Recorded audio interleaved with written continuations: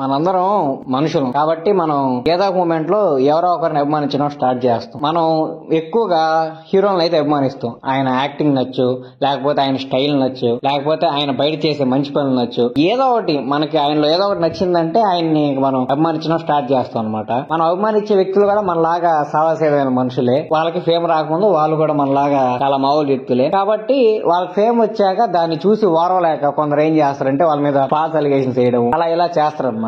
కొంతమంది సినీ యాక్టర్స్ అయితే వాళ్ళకి వచ్చిన ఫేమ్ ని ఎలా హ్యాండిల్ చేయాలో చేతగాక కొంచెం చిక్కులు అయితే పడతారనమాట.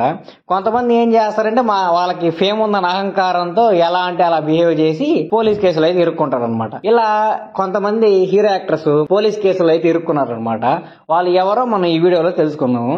నెంబర్ 10 నాగార్జున గారు. నాగార్జున గారు ఏ కేసులో ఇరుక్కోలేదు, కానీ నాగార్జున గారు వేరే వాళ్ళ మీద కేసు వేశారు. అది ఎవరి మీద తెలుసా? కాంగ్రెస్ మినిస్టర్ కొండా సురేఖ గారి మీద కేసు అయితే వేశారు. ఈ కేసు ఎందుకు వేశారు అనుకుంటున్నారా? ఈ కేసు ఎందుకు వేశారంటే కొండా సురేఖ గారు ప్రెస్ ముందరకు వచ్చి చాలా బలమైన కామెంట్స్ అయితే చేస్తారనమాట. ఆ కామెంట్స్ ఏంటంటే ఎన్ కన్వెన్షన్ సెంటర్ ని కోల్చకుండా ఉండాలంటే కేటీఆర్ గారు సమంత గారిని ఒక ఫేవర్ అడిగారు, కానీ సమంత గారు ఒప్పుకోకపోవడంతో దాన్ని నాగార్జున గారికి చెప్పారు. నాగార్జున గారు ఒప్పిస్తే మీ ఎన్ కన్వెన్షన్ హాల్ ని కోల్చకుండా ఉంటాను అని అయితే కేటీఆర్ గారు హామీ ఇచ్చారు. కాబట్టి ఇది తెలిసి నాగ చైతన్యకి సమంతకి మధ్య గొడవలు వచ్చి వీళ్ళిద్దరు విడిపోయారని అయితే అఫీషియల్ గా ప్రెస్ ముందరకు చెప్పేశారు.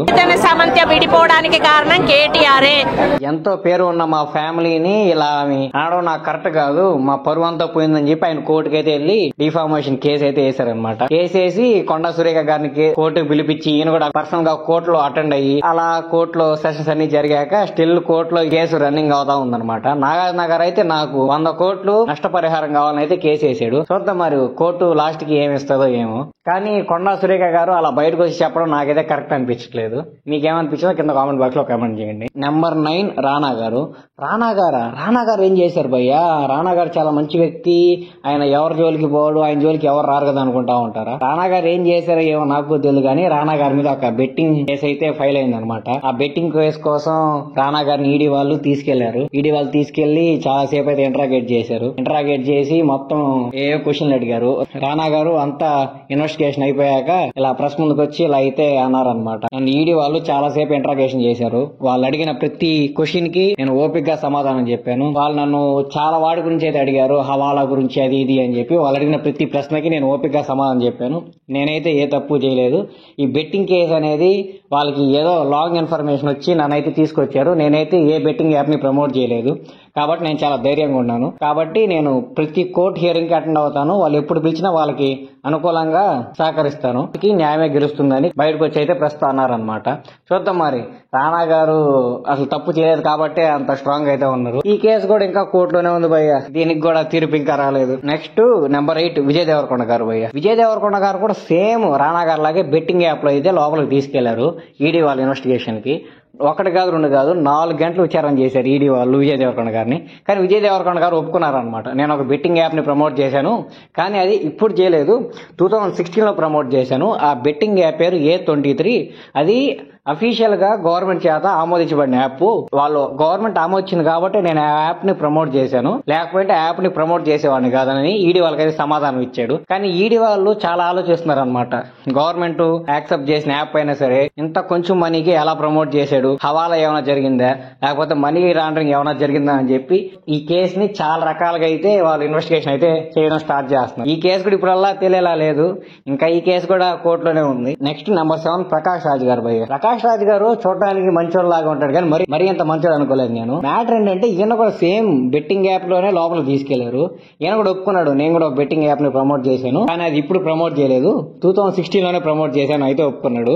దాంతో పాటు ఏం చెప్పాడంటే నేను బెట్టింగ్ యాప్ ప్రమోట్ చేసి ₹1 కూడా పారితోషికం తీసుకోలేదు అయితే చెప్పాడు అనమాట. దీంతో ఈడీ వాళ్ళకి బాగా డౌట్ వచ్చేసింది. అసలు బెట్టింగ్ యాప్లు ప్రమోట్ చేసే డబ్బు కోసం మీరేమంటే నేను అసలు ₹1 కూడా డబ్బు తీసుకోవడం ప్రమోట్ చేస్తానని చెప్తున్నారు. సరే మీరు ఎన్ని చెప్తారో చెప్పండి, మేము ఇన్వెస్టిగేషన్ అయితే మా స్టైల్లో మేము చేస్తామని చెప్పి వాళ్ళు నైస్ గా ఇన్వెస్టిగేషన్ చేయడం అయితే స్టార్ట్ చేశారు. లాస్ట్ కి ఏమైందో ఏమో కానీ దాని తర్వాత న్యూస్ అయితే ఏం బయటికి రాలేదు. స్టిల్ ఇది కూడా ఇంకా కోర్టులోనే ఉంది, అలా కేసు నడుస్తూనే ఉంది.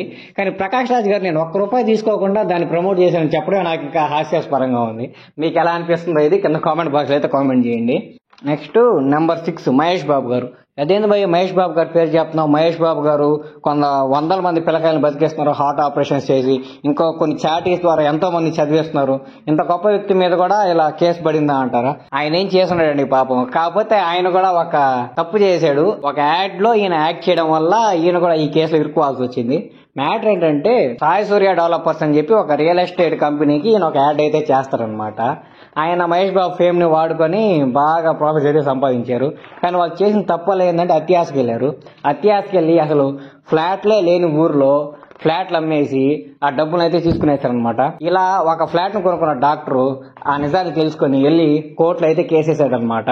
అసలు ఫ్లాటే లేని చోట నా దగ్గర 40 లక్షలు తీసుకొని సాయి సూర్య డెవలపర్స్ ఫ్లాట్ అయితే అమ్మారు. నేను మహేష్ బాబు గారు అడ్వర్టైజ్మెంట్ ఇచ్చారని చెప్పి ఆయన మీద నమ్మకంతో వెళ్ళాను, కానీ వాళ్ళని ఇలా మోసం చేశారు. కాబట్టి మీరు A3గా మహేష్ బాబు గారు యాడ్ చేయండి అని చెప్పి కేసు అయితే ఫైల్ చేశాడు. ఈ కేసుని ఏప్రిల్ 2025 లో ఈడీ అయితే ఇన్వెస్టిగేషన్ చేయడం స్టార్ట్ చేసింది.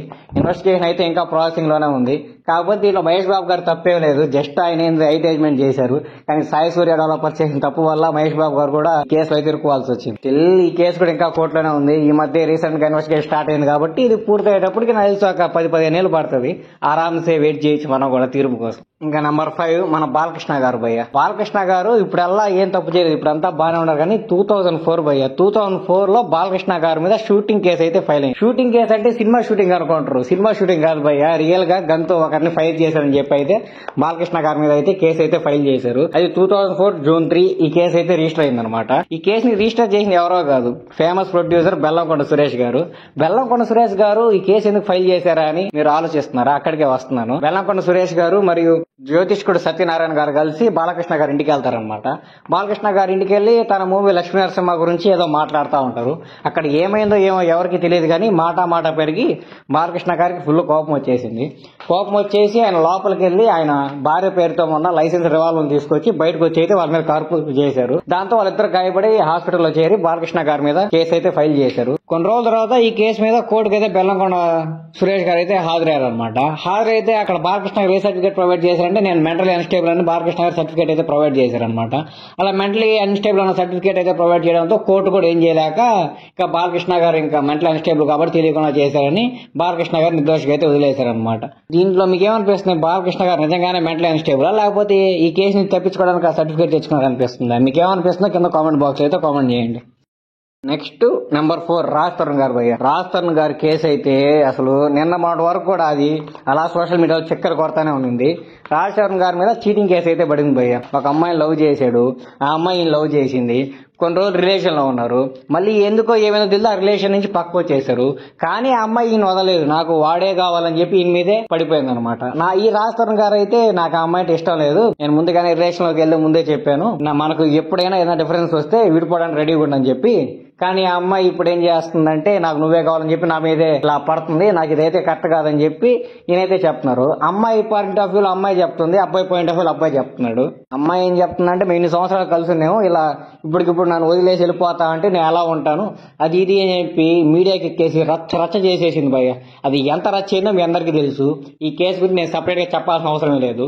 ఇలా ఒక అమ్మాయి వల్ల రాజ్ తరుణ్ గారు కూడా ఇలా పోలీస్ కేసులో అయితే ఇరుక్కోవాల్సి వచ్చింది.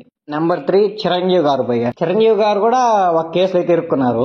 అది ల్యాండ్ ఎండోర్స్మెంట్ కేసు అనమాట. ల్యాండ్ ఎండోర్స్మెంట్ కేసు అంటే ఏదో అనుకుంటున్నారా? ఏమి లేదు భయ్య.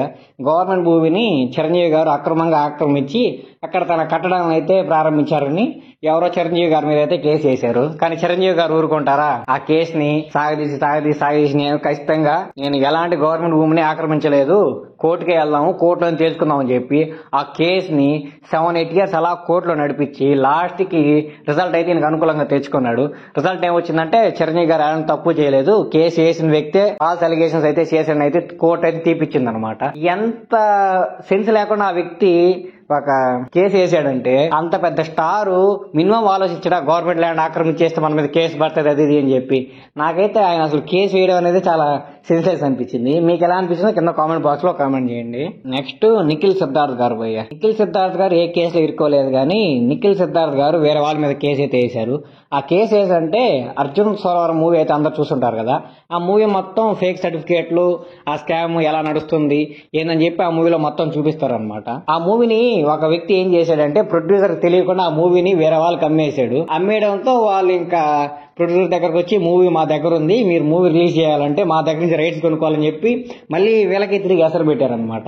దీనికి నిఖిల్ గారికి బాగా మండి కోర్టుని అయితే ఆశ్రయించారనమాట. మేము ఫేక్ స్కామ్స్, ఫేక్ సర్టిఫికేట్స్ మీద మూవీ అయితే చేసాము, లాస్ట్ కి మా మూవీ స్కామ్ అవుతుంది అనుకోలేదని అయితే చాలా బాధపడ్డారు. ఈ అర్జున్ సోరార్ మూవీ కూడా రిలీజ్ కి చాలా అయితే అడ్డంకులు ఎదుర్కొని రిలీజ్ అయింది. కోర్టులో ఈ కేసు నడిచి లాస్ట్ క్లియర్ అయ్యి మూవీని ఎలాగో రిలీజ్ చేశారనమాట. నెంబర్ 1 ఇంకా దీని గురించి చెప్పాల్సిన అవసరం లేదు, ఎందుకంటే ఈ అందరికీ తెలిసిన విషయమే. మొన్నే రీసెంట్ గా జరిగింది, పెద్ద కేసు అయింది, పెద్ద ఇష్యూ అయింది.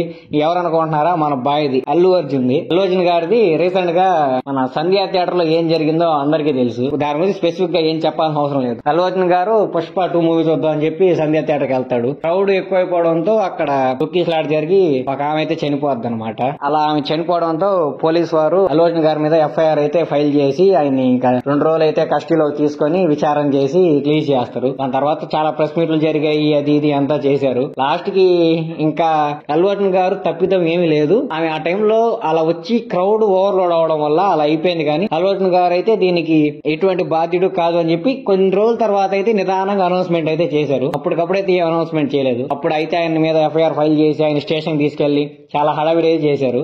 కానీ లాస్ట్ కి అల్లు అర్జున్ గారికి ఉపశమనం అయితే దొరికింది. కానీ ఆయన లైఫ్ లో ఒక మచ్చ అనేది అలా మిగిలిపోయింది అనమాట. ఇది భయ్యా ఇవాల్టి వీడియో.